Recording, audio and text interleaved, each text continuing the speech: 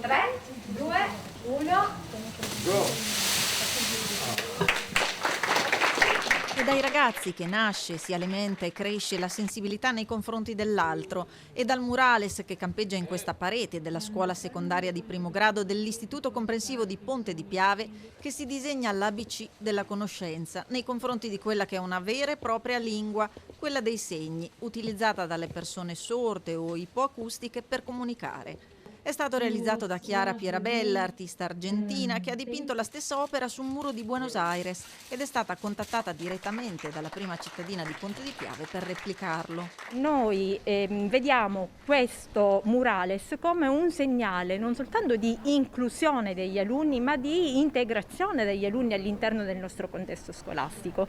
Infatti uno degli obiettivi fondamentali proprio della scuola è la formazione e permettere a tutti gli alunni pari opportunità educative. Nato con l'obiettivo di sensibilizzare i più giovani, arriverà sotto forma di dépliant a tutte le scuole del comune, seguendo la scia di iniziative e corsi già presenti sul territorio. Tra l'altro Ponte di Piave già da tanti anni è attiva una importante collaborazione con la Regione del Veneto che ha approvato negli scorsi anni una importante legge di civiltà per il riconoscimento della lingua dei segni e ha avviato dei programmi triennali proprio per diffondere la conoscenza della stessa.